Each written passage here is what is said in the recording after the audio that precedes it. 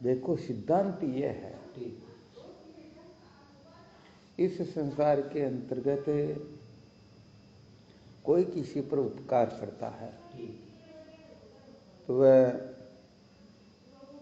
इस बात को अच्छी तरह से जानता है कि इस उपकार का बदला अपने को किसी न किसी प्रकार से चुकाना है। तो यहाँ विचार करके देखो, जो भगवान की अनन्य भक्ति करता है तो क्या भगवान उनको ऐसे ही रहने देंगे क्या? उनको ऐसा कभी भी रहने देंगे ही नहीं। देखो होता क्या है, प्रेमा भक्ति जो होती है ना, 3 प्रकार की भक्ति होती है, पराभक्ति, प्रेमा भक्ति, नवदा भक्ति, उत्तम, मध्यम और कनिष्ठ। तो इस प्रेमा भक्ति के द्वारा ब्रह्म विद्या को प्राप्त करने का अधिकार प्राप्त किया जाता है। तो ये ब्रह्म विद्या ऐसी सहज नहीं है, सरल नहीं है कि हर किसी के हृदय में प्रकट हो जाए।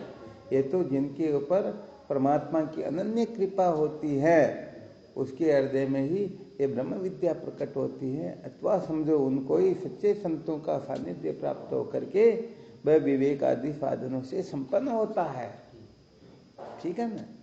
तो देखो, जब ये जीव अनन्य भाव से परमात्मा से अत्यंत प्रेम करके परमात्मा के सिवाय किसी को महत्व न देकर जब ये भगवान की अनन्य भक्ति करता है, इस अनन्य भक्ति के पूर्ण होने पर फिर भगवान का ये फर्ज बन जाता है, कर्तव्य बन जाता है कि ये मेरा जो भक्त है मेरे प्रति पूर्ण रूप से समर्पित है, तो मुझे भी इसके लिए कुछ करना चाहिए। तो ये प्रेमा भक्ति जब पूर्ण होती है तब फिर भगवान कृपा करते हैं। देखो यहाँ पर 2-4 दृष्टांतों का संकेत कर देते हैं कि भगवान ने उनके ऊपर कृपा करके उनको उनके ज्ञान के मन से सदा सदा के लिए छुड़ा दिया था। जैसे उद्धव जी को ही लीजिए, जब भगवान कृष्ण अपने धाम में जाने के लिए तैयारी करते हैं उस समय विचार करते हैं कि ये उद्धव जो है मेरा अनन्य भक्त है, यदि इसको बिना ब्रह्मोपदेश के मैं यहाँ से चला जाऊंगा तो ये इसके लिए बड़ा अन्याय होगा। भागवत के 11 स्कंद के अंतर्गत पढ़ करके देख लेना, भगवान कृष्ण उद्धव जी को फिर ब्रह्म विद्या का उपदेश करते हैं। यदि कोई कहते नहीं नहीं प्रेमा भक्ति जीवन का सार, इसी से कृतार्थ हो जाते हैं, बताओ गोपियों के समान इस संसार में प्रेमा भक्ति में कौन प्रवीण हो सकती है? परंतु प्रेमा भक्ति जीवन का सार नहीं है, ये अंतिम कक्षा नहीं, इसी से जीव कृतार्थ नहीं होता है, धन्य नहीं होता है।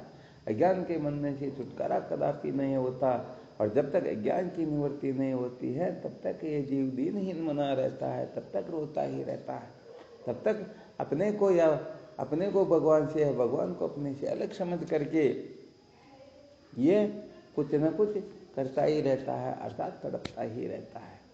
तो देखो ऐसी उत्तम कक्षा की पराभक्ति को प्राप्त की हुई गोपियों को भी जब तक भगवान कृष्ण श्रीमद् भागवत महापुराण के 10वें स्कंद के 82वें अध्याय में ब्रह्म विद्या का उपदेश करते हैं तभी उनको शांति मिलती है। विचार करके देख लेना चाहिए, बिना ब्रह्मोपदेश के कभी किसी को ब्रह्म शांति मिलती क्या? अर्जुन को भगवान ने उपदेश दिया, 10वें अध्याय के 10वें श्लोक में यही बात कहते हैं, तेषाम सतत युक्तानाम भजताम प्रीति पूर्वकम ददामि बुद्धि योगम तम एनमाम उपयांति ते। हे अर्जुन, तुम मुझे नित्य निरंतर एक ही भाव से अनन्य भाव से जो मेरा भजन करते हैं, मैं उनको ऐसा बुद्धि योग देता हूँ जिससे वह जन्म मृत्यु की श्रृंखला से मुक्त हो जाता है।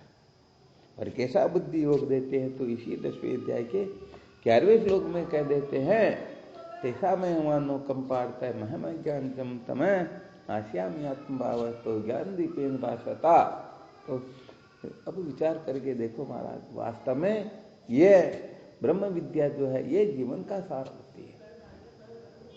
तो ये अवश्य है कि ये प्रेमा भक्ति जो है, प्रेमा भक्ति के पूर्ण होने पर यदि कोई इसी जगह अटका न रहे बल्कि सचमुच में भगवान से अपने परम मंगल की कामना करे कि मैं सदा सदा के लिए कृतार्थ कैसे हों, तो ऐसे जीव के ऊपर भगवान कृपा करके उनको ऐसे संतों का सानिध्य प्राप्त करवा देते हैं जिनके संग से फिर विवेक वैराग्य जागृत होने लगता है। और जब विवेक वैराग्य आदि साधन जागृत होने लगते हैं, हाँ ये अवश्य है कि प्रेमा भक्ति में अंतःकरण के समस्त दोष जलकर भस्म हो जाते हैं, मल विक्षेप का आता पता ही नहीं रहता, उनको परमात्मा के सिवाय किसी में प्रीति रहती ही नहीं, उनके लिए सब कुछ परमात्मा ही है। परंतु ये निश्चित बात है, जब तक समस्त दुखों की मूल जिसे अज्ञान कहते हैं उस अज्ञान की निवृत्ति नहीं होती है, तब तक कोई कृतार्थ होता ही नहीं। होता क्या? तो कहने का मतलब अज्ञान की यदि निवृत्ति नहीं होगी तो फिर भले ही उनका जब तक उनके साधनों की सामर्थ्य है तब तक वह अपने को धन्य मानता रहेगा, परंतु उसके पश्चात फिर वही पुनरपि जननम पुनरपि मरणम पुनरपि जननी जठरे शयनम वाली स्थिति निश्चित रूप से प्राप्त हो जाएगी। तो यहाँ पर जब भगवान कृपा करते हैं तो उनको ऐसे संतों का सानिध्य प्राप्त होता है जिनके संग से विवेक वैराग्य उदय होते हैं, और जब चतुष्टय साधन संपन्न हो जाता तो उसके पश्चात फिर यह श्रोत्रिय ब्रह्मनिष्ठ गुरुदेव के सानिध्य में पहुंचता है। वहां पर गुरुदेव की तन से मन से धन से वचन से सेवा करके उनकी प्रसन्नता प्राप्त करता है, और उसके पश्चात गुरुदेव जो तत्वमसि महावाक्य का उपदेश करते हैं, समझो वहां से फिर ये वेदांत की वास्तविक शुरुआत होती है। तो अब विचार करके देखो कहाँ प्रेमा भक्ति रह गई, कहाँ तत्व ज्ञान रह गया। ये प्रेमा भक्ति साधन है और ये ज्ञान फल है उसका।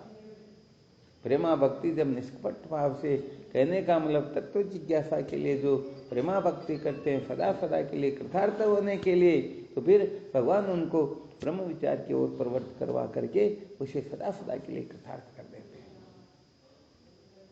तो यहाँ पर क्या होता है कि बहुत सारे लोग हट करके नहीं नहीं ये प्रेमा भक्ति जीवन का सार है, यही अंतिम कक्षा है।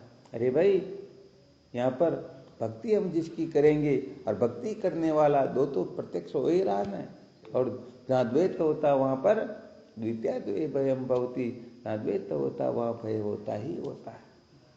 हाँ, मृत्यु से मृत्यु मापन होती, यही है नाने पश्यति। कठोपनिषद के अंतर्गत यमराज नचिकेता को कहते हैं मृत्यु से मृत्यु को प्राप्त होता है कौन? यही है नाने पश्यति, जो यहाँ नानात्व देखता है। ये दे मोते कचोरा लके सुपसु, ये वेद ढिंडोरा, जिसको मैं जानना चाहता हूँ, जिसका मैं ध्यान करता हूँ, जिसे मैं प्रेम करता हूँ, वह मेरे से अलग है, इस प्रकार से मानने वाला लके सुपसु, यह वेद ढिंडोरा, यह वेद का ढिंडोरा है कि वह पशु अभी तक कुछ जानता ही नहीं। तो वास्तव में वेदांत कार्य से बड़ा विलक्षण है। लोग इसको ठीक तरह से समझ नहीं पाते हैं और क्या करते हैं, अटक जाते हैं। तो जहां पर मजा आए वहां पर अटक गए, ये जीवन का सार नहीं है। यहाँ पर तो श्रुति माता जैसे जीव को कृतार्थ होने के लिए आदेश निर्देश उपदेश करती है, उसी प्रकार से समझना होगा, तब जाकर के ये जीव सचमुच में कृतार्थ होगा। और अपनी अक्लों शैली लगाएगा तो निश्चित रूप से यह, हाँ, इसे पतन के सिवाय अंत में कुछ भी मिलने वाला है ही नहीं। अतः ब्रह्म विद्या ही जीवन का सार है, ब्रह्म विद्या से श्रेष्ठ कुछ भी है ही नहीं। इसको अच्छी तरह से समझ लेना चाहिए।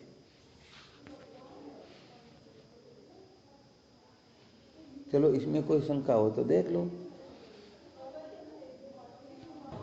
कोई शंका नहीं?